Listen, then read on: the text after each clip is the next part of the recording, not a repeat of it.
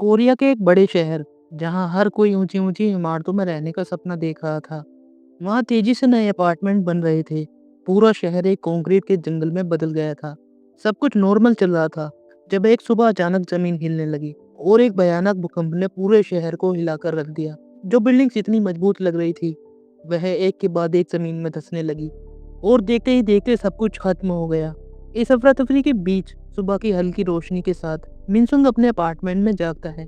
तभी उसकी नज़र अपनी सोती हुई पत्नी पर पड़ती है और जब वो बालकनी में जाकर देखता है तो वहाँ का नज़ारा कुछ अलग ही था।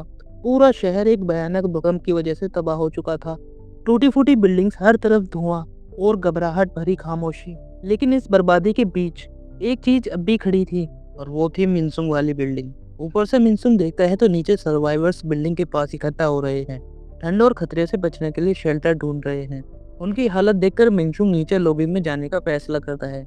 लॉबी में जाने के बाद वो देखता है कि बिल्डिंग में बाकी बचे रेजिडेंट्स पहले से ही इकट्ठा हो चुके हैं। हर तरफ टेंशन का माहौल है, क्योंकि पुलिस, फायर डिपार्टमेंट या किसी और मदद से कांटेक्ट का कोई तरीका काम नहीं कर रहा। लोग इस बात से चिंता कर रहे हैं कि क्या बिल्डिंग में रुकना सेफ होगा या उन्हें यहाँ से निकलना चाहिए। कुछ लोग ये भी कहते हैं कि अगर बिल्डिंग गिर गई तो नीचे दबकर मरना बाहर ठंड से मरने से बेहतर है। सीनियर रेजिडेंट अपने पड़ोसी को शांत करने की कोशिश करते हैं। इस टेंशन के बीच मिंगसुन पानी की बोतल्स उठाता है और वापस अपने अपार्टमेंट में चला जाता है। उसकी वाइफ मीना उनके खाने का राशन का हिसाब लगाती है और कहती है कि अगर कोई हेल्प नहीं आई तो हमारा राशन 2 हफ्तों तक चल जाएगा। मीना उससे कहती है कि हमें बिल्डिंग को छोड़कर उसके फादर के घर जाना चाहिए, लेकिन मिनसुंग इस बात पर एग्री नहीं करता। उसे लगता है कि बाहर का सफर करना अभी ज्यादा खतरनाक होगा। वह मीना को समझाता है और उसे कहता है कि सब कुछ ठीक हो जाएगा, बस हमें थोड़ा इंतजार करना होगा। तभी अचानक दरवाजे पर दस्तक होती है। मिनसुंग दरवाजा खोलता है तो सामने एक औरत खड़ी होती है, जिसकी छोटी सी बेटी ठंड से कांप रही होती है। और वो औरत मिनसुंग से मदद मांगती है। वो कहती है कि मेरी बेटी ठंड से मर रही है, तुम प्लीज मुझे अंदर आने दो। बदले में वो महंगी चीज भी देने के लिए कहती है।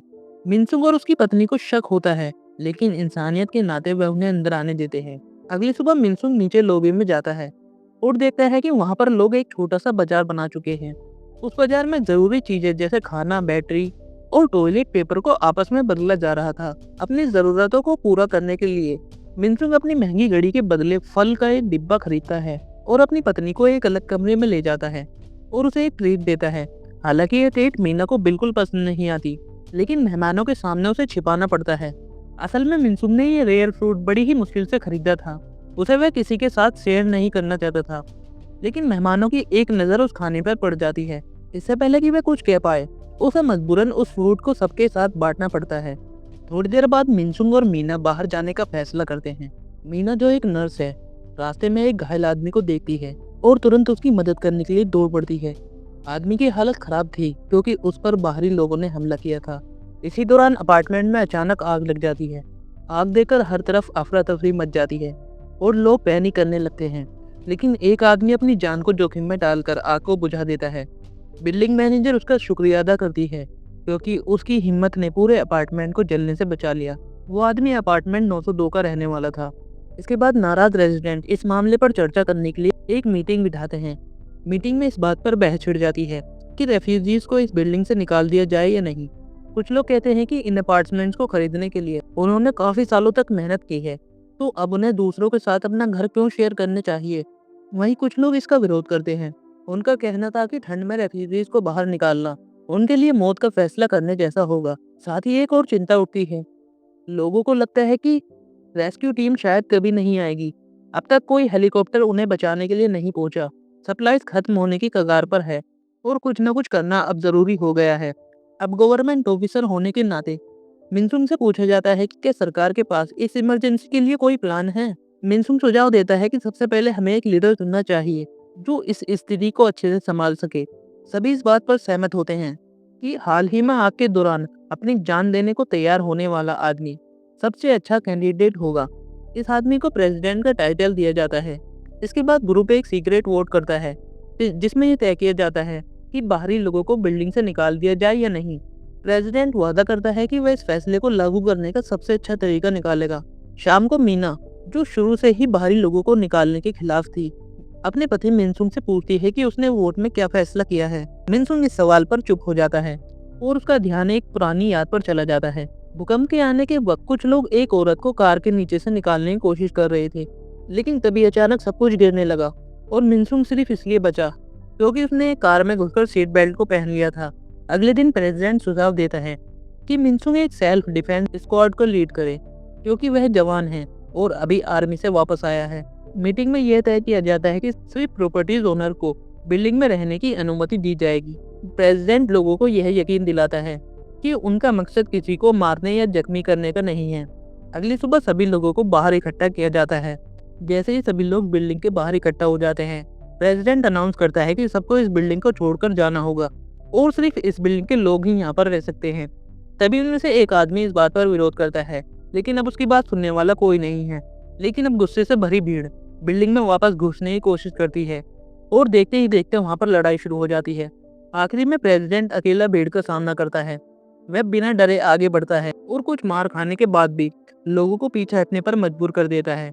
इसी वक्त बिल्डिंग के ऊपरी फ्लोर से उनका सामान नीचे फेंक दिया जाता है, जिसके बाद सभी सर्वाइवर्स वहां से चले जाते हैं। अब लोग प्रेसिडेंट का शुक्रिया अदा करते हैं और अपनी जीत पर गर्व महसूस करते हैं। अब बिल्डिंग में जिंदगी धीरे धीरे नॉर्मल होने लगी थी। नए नियम बनाए जाते हैं जहां पर हर इंसान कम्युनिटी के भले के लिए काम करेगा। मिनसुंग एक पुलिस स्क्वाड बनाता है जो पेट्रोल करती है और एक सप्लाई कमेटी जो जरूरी चीजों को बांटती है। मिस्त्री इमरजेंसी जनरेटर को ठीक करते हैं और मेडिकल टीम सेवा करने वालों के साथ मिलकर घायल और बुजुर्ग लोगों का ख्याल रखती है। सबसे जरूरी बात, सब लोग सीख जाते हैं कि वेस्ट कैसे हैंडल करना है। ऐसा लगता है कि सब कुछ नॉर्मल होने लगा है। अब मिनसुंग की स्क्वाड कॉम्प्लेक्स के बाहर जाकर आसपास की बिल्डिंगों का जायजा लेती है। वे देखते हैं कि कोई सर्वाइवर्स है या नहीं और उन बिल्डिंग्स को मार करते हैं जो रहने के लिए यूज हो सकती हैं। लेकिन ज्यादातर लोग या तो मर चुके हैं या फिर आपस में लड़ाई के कारण मार दिए गए हैं। लेकिन अब सप्लाईज खत्म होने की कगार पर है और मलबा हटाकर कुछ ढूंढना और भी मुश्किल हो गया है। मिनसुंग प्रेसिडेंट के पास जाता है जो उसे बताता है कि उसका परिवार शहर में एक हादसे में मारा गया था। उसी शाम मीना एक रेडियो रिसीव करती है। कॉल उस लड़की का था जो अपनी माँ के साथ वापस अपने घर आ गई थी। दूसरी तरफ मिनसुंग की स्क्वाड एक वेयरहाउस ढूंढती है जो बिल्कुल नया लग रहा था। तलाशी के लिए जैसे ही स्क्वाड अंदर घुसने की कोशिश करती है, तभी एक आदमी हथियार लिए सामने आता है।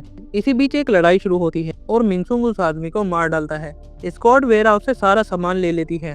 जैसे ही वो वापस जा रहे होते हैं, मिनसुंग देखता है कि उस आदमी की बीवी और बच्ची मलबे के पास रो रहे हैं। अब स्क्वाड घर लौटती है जहां बाकी लोग नए साल की तैयारी कर रहे होते हैं और टेबल पर बैठकर लोग मिनसुंग की तारीफ करते हैं। सभी लोग मिनसुंग की तारीफ करते हैं कि वह एक अच्छा पुलिस चीफ है। तभी एक जवान लड़की हाईवेन बिल्डिंग में आती है और अपने अपार्टमेंट पर हक जताती है। बिल्डिंग मैनेजर प्रेसिडेंट को उसका करीबी पड़ोसी बताता है, लेकिन हाईवेन प्रेसिडेंट के सामने अजीब सी बात करती है। वह कहती है कि वह प्रेसिडेंट को नहीं पहचानती। प्रेसिडेंट उसे अपने कॉम्प्लेक्स में वेलकम करता है और लोग उसे गाना गाने के लिए कहते हैं। प्रेसिडेंट गाना गाता है और अपने दिमाग में भूकंप से एक दिन पहले का सोचता है। इस फ्लैशबैक में हमें पता चलता है कि जब वह कॉम्प्लेक्स में शिफ्ट होने आया था तो उस वक्त एक स्कैम के कारण उसका अपार्टमेंट उससे छिन गया था और एक जवान आदमी ने वो अपार्टमेंट खरीद लिया था जो उसे समझा रहा था कि वो भी एक फ्रॉड का शिकार है। लेकिन प्रेसिडेंट को यकीन नहीं था। उसे लगता है कि दोनों मिलकर उसका फायदा उठा रहे हैं। इस वजह से प्रेसिडेंट गुस्से में आकर उस आदमी पर हमला कर देता है। दोनों के बीच काफी लंबी लड़ाई होती है और ये सब उस जवान आदमी की बीमार माँ के सामने हो। आखिरकार प्रेसिडेंट उस आदमी को मार देता है। इसके बाद उसकी पत्नी का फोन आता है जो उस पर गुस्सा कर रही थी कि उसने उनका घर खो दिया और वह उसकी मौत की दुआ करती है। कुछ ही पल बाद बाहर भूकंप की आवाज सुनाई देती है। अब प्रेसिडेंट उन लोगों के लिए गाना गाता है जिनसे वह पहले कभी नहीं मिला। अगले दिन हाईवेन खाना लेना आती है और एक झगड़े की गवाह बनती है। लोग कम खाना मिलने की वजह से नाराज थे, लेकिन बिल्डिंग मैनेजर याद दिलाती है कि राशन उनके काम के आधार पर ही दिए जा रहे हैं। उस दिन मिनसुंग की वाइफ मिनसुंग से उस आदमी के बारे में पूछती है जिसे उसने मारा था। मिनसुंग कहता है कि वह जिंदा बच गया था। फिर भी उसकी वाइफ उससे कहती है कि अब वह और रेड पर ना जाए क्योंकि नर्स होने के नाते उन्हें काफी अच्छा राशन मिलता है। इसके बाद वह एक अपार्टमेंट में जाती है जहां पर एक आदमी ने एक औरत और एक बच्चे को शेल्टर दिया था। नर्स उन्हें खाना देती है, लेकिन प्रेसिडेंट नर्स को देख लेता है। कुछ देर बाद वह हाईवे से एक हॉलवे में टकराता है। धीरे धीरे बात करते हुए वह उसके घर में घुस जाता है और एक छोटा सा हीटर साथ ले आता है। हाईवेन अपने अंदाज में संभल कर बात करती है, लेकिन प्रेसिडेंट की बात मान लेती है। प्रेसिडेंट के कहने पर वह नेबर होने का नाटक शुरू कर देती है। थोड़ी देर बाद हाईविन मिनसुंग की पत्नी मीना से मिलती है। मुलाकात के दौरान वह मीना को बताती है कि हर जगह तबाही है, लोग बस किसी न किसी तरह जिंदा रहने की कोशिश कर रहे हैं, लेकिन हमारी बिल्डिंग के लोग जैसे एक अलग दुनिया में बंद हों। वे दूसरों की मदद करने से साफ मना कर देते हैं। उसकी बात सुनकर सभी लोग हाईवेन को दोष देने लगते हैं। इल्जाम सुन सुनकर हाईवेन का सब्र टूट जाता है। गुस्से में आकर वह मिनसुंग की पत्नी को सब कुछ सच बता देती है कि प्रेसिडेंट उसका असली पड़ोसी नहीं है। तभी नीचे से चीखने की आवाज आने लगती है। अगली सुबह बिल्डिंग में बाहरी लोगों की तलाशी शुरू होती है। जो लोग गैरकानूनी तरीके से बिल्डिंग में छुपकर रह रहे थे, उन्हें बाहर निकाल दिया जाता है। जिन घरों में बाहरी लोगों को छुपाया गया होता है, उनके दरवाजे पर लाल रंग का निशान लगा दिया जाता है और उन लोगों को राशन देना बंद कर दिया जाता है। प्रेसिडेंट एक भाषण देता है जिसमें वह सबको यकीन दिलाता है कि वह उनकी सुरक्षा करेगा, लेकिन जो लोग गलती करते हैं उन्हें सबके सामने 200 बार मुझसे गलती हुई है यह कहने के लिए मजबूर किया जाता है। एक आदमी इस अपमान को बर्दाश्त नहीं कर पाता और वो प्रोटेस्ट के दौरान बिल्डिंग के ऊपर से कूदकर अपनी जान दे देता है। यह दृश्य देखकर सभी लोग सदमे में आ जाते हैं। अब उस आदमी के शरीर को जला दिया जाता है, क्योंकि पहले जो बॉडीज छोड़े गए थे वह गायब हो चुके थे। ऐसा माना जाता है कि बाहरी लोग उन्हें ले जाकर अपने खाने का साधन बनाते हैं। इस दौरान कोर्टयार्ड में पानी आने लगता है। लोग इस छोटी सी जीत पर जश्न मनाते हैं। इसी बीच हाईवेन मीना को बताती है कि उसने असली पड़ोसी को देखा था और वह कैसा दिखता है, यह उसे याद है। दूसरी तरफ फूड सप्लाई फिर से कम पड़ने लगती है। प्रेसिडेंट एक स्क्वाड को खाना ढूंढने के लिए लीड करता है। जल्द ही उन्हें एक बेसमेंट का रास्ता मिलता है और मिनसुंग नीचे उतरता है। दूसरी तरफ मीना प्रेसिडेंट के अपार्टमेंट में घुस जाती है। वहाँ पर एक बूढ़ी और बीमार औरत मिलती है। मीना उससे पूछती है क्या वह कंफर्म कर सकती है कि प्रेसिडेंट उसका बेटा नहीं है, और औरत सिर्फ खाना की मांग करती है।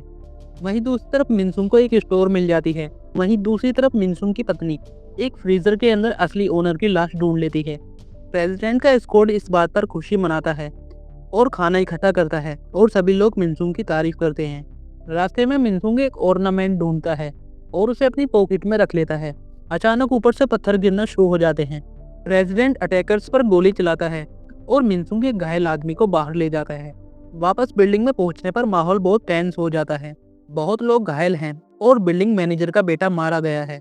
प्रेसिडेंट लोगों से बिल्डिंग की सुरक्षा करने की बात करता है, लेकिन तभी मीना आगे आती है और एक अलग बात उठाती है। इसके बाद मीना प्रेसिडेंट पर झूठा होने का इल्जाम लगाती है और असली मालिक के डॉक्यूमेंट्स और फ्रीजर में उसकी छुपी हुई लाश का सबूत दिखाती है।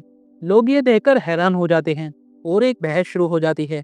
प्रेसिडेंट अपनी कहानी सुनाता है कि कैसे एक धोखेबाज ने उसका अपार्टमेंट छीन लिया था, लेकिन इस बात से लोगों को गुस्सा आ जाता है और भीड़ में टेंशन और बढ़ जाती है।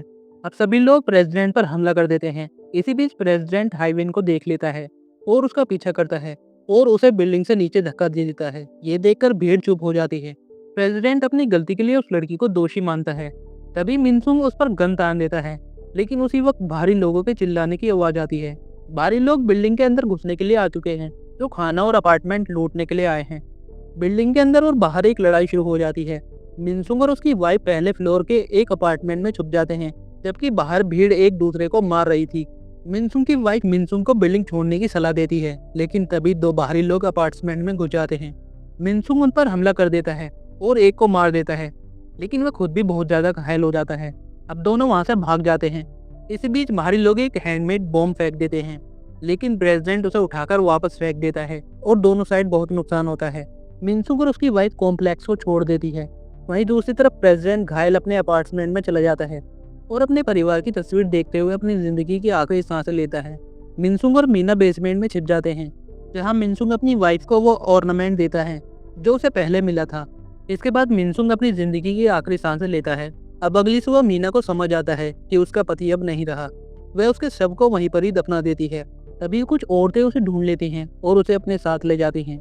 जल्दी इस ग्रुप को एक घर मिल जाता है जो अब तक ठीक है, बस जमीन पर एक तरफ झुक गया है। इसी के साथ ये मूवी यहीं पर ही खत्म हो जाती है। आई होप आपको ये वीडियो अच्छी लगी होगी।